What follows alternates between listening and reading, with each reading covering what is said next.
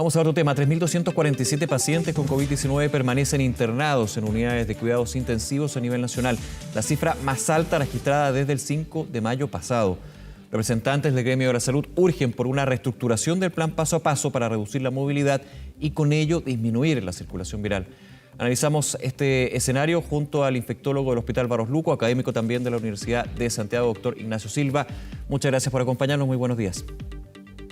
Hola Nicolás, buenos días. Gracias por estos minutos, Ignacio. Y quiero comenzar con eso. Usted ha mencionado, así como también otros expertos técnicos, el Colegio Médico también, la necesidad de replantear el plan paso a paso. Partiendo por ahí, ¿por qué y cómo debería ser ese replanteamiento? Pues yo creo que para todos es evidente que después de un año y medio de pandemia estamos cansados. De hecho, existe un concepto que está bien acuñado por la Organización Mundial de la Salud y otros expertos, que es la fatiga pandémica, que también se ha referido el ministro en otras oportunidades, que es este concepto de agotamiento no solo físico, sino que también emocional, de vivir con todas las restricciones con las que hemos vivido en este año y medio. O sea, eso yo creo que es la base de cualquier planteamiento de reestructuración. Y que las cuarentenas, cuando son muy prolongadas y sin los apoyos económicos, sociales, emocionales requeridos, se hacen insostenibles también. Entonces, en este escenario y con la circulación viral que tenemos hoy día y con un muy buen programa de vacunación que ha ido avanzando muy positivo, creo que en vez de dar libertades que podrían ser peligrosas en el escenario epidemiológico actual, como el pase de movilidad, debería hacerse una reestructuración del plan paso a paso, sobre todo en la fase 2, que es la que tiene mayor restricciones de movilidad en un escenario epidemiológico un poco más favorable, y favorecer algunas situaciones de bajo riesgo de contagio, como lo es salir a la calle, ir a una plaza, un parque, los fines de semana, por ejemplo, que pues, sabemos que la mayoría de las personas trabajan de lunes a viernes, incluso en fase 2 algunos colegios o escuelas están abiertos. Entonces, privilegiar por este problema, la fatiga pandémica, el uso de espacios abiertos donde hay bajo riesgo de contagio y cerrar los lugares de alto riesgo de contagio, como son los centros comerciales, restaurantes que tienen en espacios cerrados, parques de diversiones, etc. Entonces tiene que ser una reestructuración equilibrando la salud mental, que es fundamental en este punto en el que estamos, pero a la luz de los indicadores epidemiológicos que todos conocemos y que son bastante críticos. Claro, si uno se queda, doctor, con el tema de salud mental y aplicándolo a la vida diaria que todos vivimos, y la dificultad que genera una cuarentena, pero también el aislarse de las personas. Usted dice, en la fase 2, por ejemplo, el fin de semana la persona va a trabajar o están los niños en el colegio, salir en familia a la plaza el fin de semana. Esto actualmente se puede hacer en parte con el pase de movilidad, pero esto entendiendo que si uno restringe esa posibilidad de salir con un par de personas y tomar aire, como se diría en buen chileno, más que obliga, lo lleva a uno a, en algún minuto con la fatiga pandémica, a juntarse con otro, y ahí está el riesgo. O de repente ir a un centro comercial para ver gente. Estoy haciendo algo muy pedestre, muy tonto quizás, pero que efectivamente se va dando con esta fatiga pandémica. Claro, si limitamos esas reuniones sociales a espacios abiertos y bien ventilados, y con un buen uso de mascarilla, la distancia física, etcétera, el riesgo de contagio es mínimo. Pero le estamos dando una libertad a las personas. Lo que pasa es que hoy día el pase de movilidad, si bien en la práctica solo pueden salir aquellas personas que estén vacunadas con sus dos dosis, que sabemos además que eso no garantiza que la persona no se vaya a contagiar ni vaya a contagiar a otros, pero entendemos que las vacunas sí son efectivas, sobre todo para prevenir los casos graves. El problema es que ¿quién fiscaliza eso? Cuando hay muchas personas en una comuna en fase 1, por ejemplo, en cuarentena, que tienen permiso con el pase de movilidad para desplazarse en la calle, o en fase 2 para viajar entre regiones, etcétera, ¿quién fiscaliza que las personas efectivamente estén vacunadas? Tendría que tener personas o fiscalizadores en todos los puntos, pistoleando el famoso pase, para garantizar que todas las personas que estén en la calle sean efectivamente vacunadas con sus dos dosis.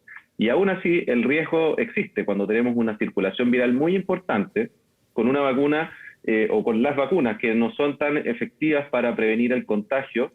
Por supuesto que existe un riesgo real, sobre todo en estos espacios cerrados. Entonces, mejor ser transparente y decir, mira, ¿sabes qué? Estamos fatigados, necesitamos hacer actividades sociales de algún tipo o al menos recreativas.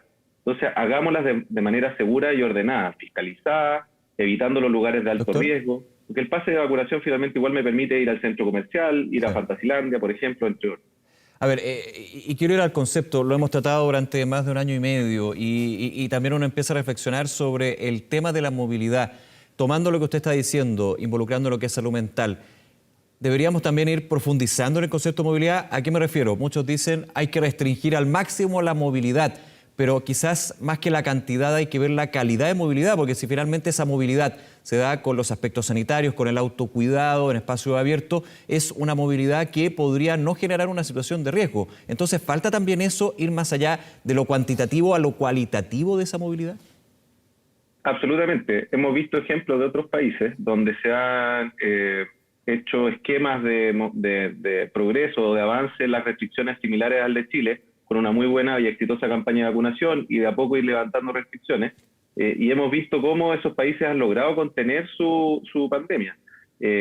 Acá en nuestro país no, porque esas condiciones que tú mencionas, que serían las ideales, no son posibles, no hay posibilidad de hacerlas. ¿Cómo hacer que en el metro las personas no estén hacinadas? Si yo abro la ciudad para el trabajo, para el comercio, inevitablemente el metro se va a llenar, las micros se van a llenar, los centros comerciales se van a llenar, porque no están las condiciones para hacerlo mejor. Esto no es una crítica al sistema, es la realidad. Claro, cae la realidad finalmente, entonces, por su propio peso. Exacto. Hay temas más profundos que hay que ir solucionando, pero esto es antes de la pandemia, digamos. Ahora se hace aún más visible porque el chileno o la chilena que usa el metro, por ejemplo, lo vive diariamente y eso desde el principio también había que mencionarlo. Doctor Silva, a ver, quiero ir un paso atrás. Estamos hablando de la fase 2, que yo hace harto tiempo que estoy escuchando la necesidad de replantear esta fase de transición, justamente. Porque es una mezcla entre cuarentena, no cuarentena, semana, fin de semana, ahí obviamente hay un tema. Pero en cuarentena, ¿usted considera que lo que establece el plan paso a paso para una fase 1, que parte importante del país está en cuarentena, algunos también han caído en cuarentena y podrían seguir cayendo, hay que replantear también esa fase en particular, lo que es el confinamiento absoluto de una comuna? Yo creo que el tema de los apoyos económicos que están surgiendo recién ahora son súper positivos en pos de una cuarentena. Probablemente llegan un poco tarde porque ya las personas están fatigadas de estar encerrados, pero sí, si los indicadores epidemiológicos que están muy bien determinados por el Ministerio de Salud, por el Consejo Asesor, por la Organización Mundial de la Salud, indican que la comuna o la región debería estar en cuarentena, debería hacerse el mayor esfuerzo posible porque se realice, pero con todos los apoyos que eso significa y por periodos cortos. O sea, tal vez una buena señal sería, mira, hagamos en estos lugares donde la circulación viral es crítica, donde la ocupación de camas UCI está más que colapsada. En estos lugares, mira, hagamos una cuarentena estricta, 14 días, pero mire, le vamos a apoyar con estos recursos económicos, sociales, emocionales, etcétera, planificados, no de un día para otro, sino que, mire, ¿saben qué? En 10 días más, la comuna de Santiago va a entrar en cuarentena estricta. Y miren, en estos puntos vamos a poder repartir comida o les vamos a llevar les vamos a apoyar a los comerciantes con un delivery. La municipalidad podría hacerse cargo de los delivery de los pequeños comerciantes, porque si no el monopolio de los grandes comercios se los consume. Le sumo un elemento, lo hemos conversado también varias veces, dentro de las posibilidades, porque aquí hay que hacer críticas constructivas, digamos, las posibilidades que están cuando uno ya va aprendiendo lo que funciona y no funciona. Mucho me ha tocado conversar con expertos de que cuando se aplica una cuarentena en una comuna, es más bien una cuarentena de contexto nacional, que no se aplica a la realidad de la comuna. Es muy distinto lo que puede pasar en términos de una cuarentena, no sé, en la comuna de Santiago con la comuna de Concepción o Hualpén o vámonos a Arica. O sea, también ahí usted cree que ha habido una falla en términos de pensar de la cuarentena, no es una medida que se puede tomar con una visión nacional, sino que tiene que ser más bien local. Absolutamente, creo que eso tiene que estar manejado, determinado y apoyado por las personas que más conocen el funcionamiento de la comuna o región, porque hemos visto que sobre todo en las grandes ciudades las cuarentenas por comuna no son muy efectivas, pero efectivamente tiene que ser una persona que conozca la realidad y tal vez la cuarentena, como tú dices, en Concepción no puede ser la misma que en Santiago o en una comuna más pequeña y rural, no puede ser igual que en una comuna urbana, porque tal vez esa cuarentena en una comuna rural sí puede permitir salir en un horario en particular y de manera ordenada a un parque, por ejemplo. No puede ser que los parques tengan menor aforo que un centro comercial. Eso son cosas que en verdad habría que analizar. O pensando también en otros puntos, una comuna rural tiene un nivel de distancia entre comuna y comuna muy distinto a lo que vimos en Santiago, por ejemplo, un caso de Ñihue, no sé, podría hablar de tantas comunas que tienen una distancia considerable y un espacio de separación. Si uno ve lo que sucede con Santiago y Providencia, cuando uno entra en cuarentena, otro no, ahí tenemos un problema que es difícil, que es complejo, porque son realidades también, pero como que falta esa mirada local y de la realidad de cada territorio. Sí, sin duda creo que hay que analizarlo de manera más integral y hacer cuarentenas breves, estrictas, pero breves y bien acompañadas. Y eso sí resultaría como manera de contener el contagio. Bien, doctor Ignacio Silva, nuevamente gracias por acompañarnos estos minutos, esta conversación con Canal 24 Horas. Que esté muy bien. Bueno, Nicolás, igual. Muy buen día. Gracias, un abrazo, buen día.